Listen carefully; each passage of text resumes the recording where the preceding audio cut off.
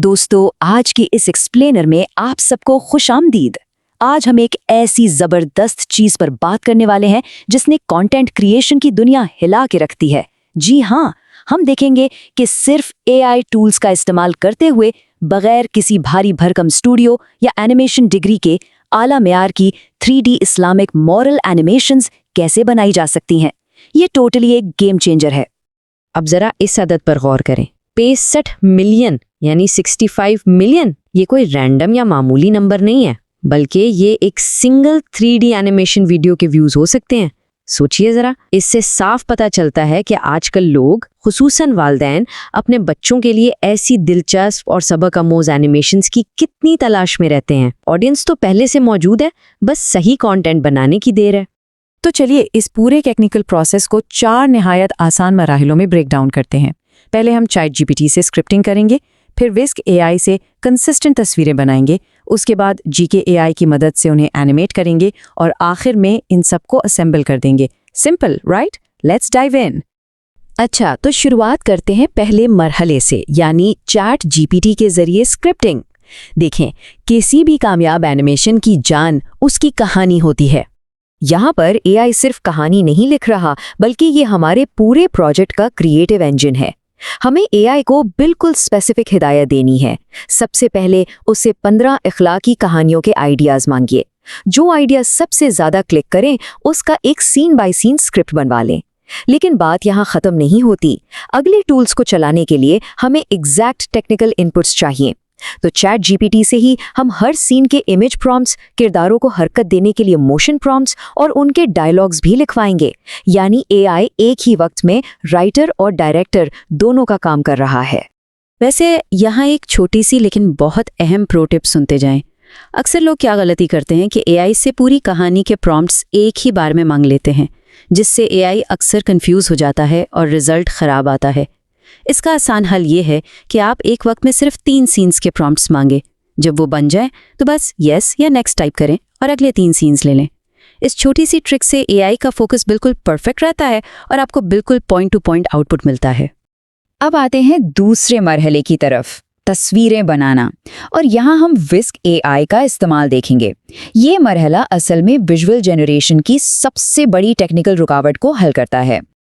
देखें, मकसद सिर्फ तस्वीरें बनाना नहीं है, बल्कि कैरेक्टर कंसिस्टेंसी लाना है। इसका मतलब क्या है? यानी आपका AI जनरेटेड किरदार हर सीन में एक जैसी शक्ल और लिबास में नजर आए।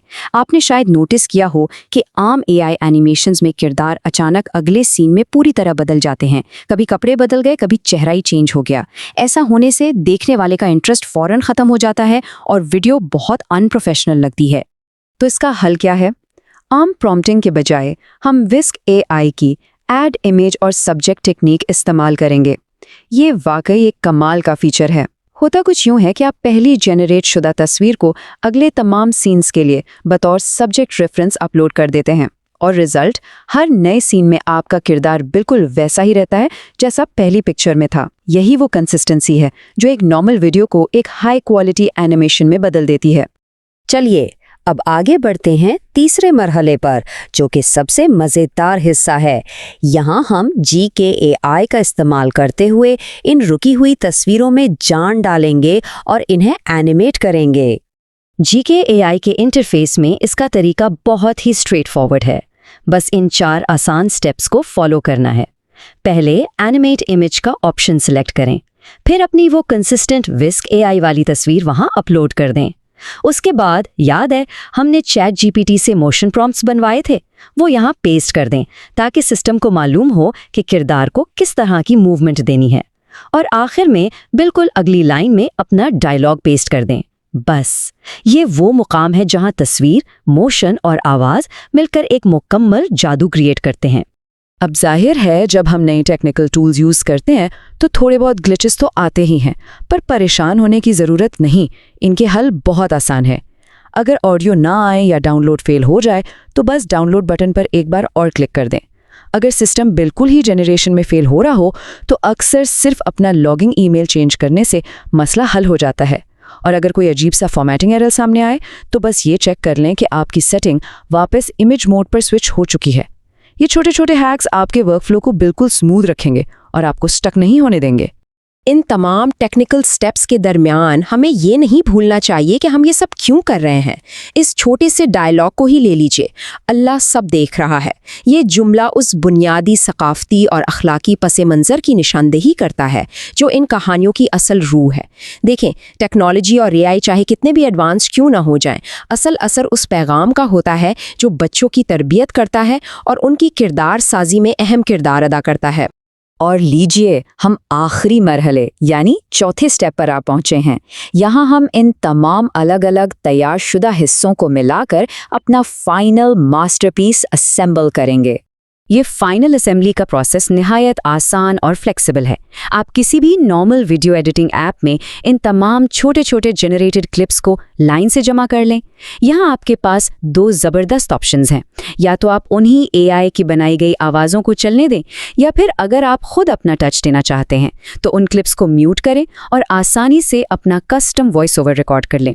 ये चॉइस बिल्कुल आपकी है, जो इस प्रोसेस को हर किसी के लिए प्रैक्टिकल बनाती है। अच्छा, अब आप सोच रहे होंगे कि इस स्पेसिफिक कंटेंट की इतनी अहमियत क्यों है।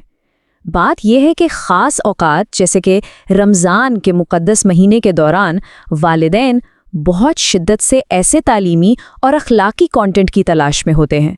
ये वो पीक टाइम होता है जब इन 3D एनिमेशंस की मांग आसमान को छू रही होती है। तो क्रिएटर्स के लिए ये एक बहुत बड़ी अपॉर्चुनिटी होती है कि वो राइट टाइम पर राइट ऑडियंस को टारगेट करें और पॉजिटिव इम्पैक्ट क्रिएट करें। तो इन तमाम बातों के बाद एक निहायत अहम सवाल हमारे जहन में आता है। जब एआई की बदौलत इस कदर शानदार टूल्स इतनी आसानी से सबकी दस्तरस में आ चुके हैं, तो डिजिटल क्रिएटर्स की आने वाली नस्ल किस तरह की नई और दिलचस्प अखलाकी कहानियों को स्क्रीन पर जिंदा करेगी? जरा सोचिए, जब टेक्निकल रुकावटें तकरीबन ख़त्म हो गई हैं तो तख्लीक की तो कोई हद ही बाकी नहीं रही। ये एक्सप्लेनर तो आपको सिर्फ एक रास्ता दिखाता है। असल सफ़र और असल कहानियाँ तो अब आपने खुद शुरू करनी है।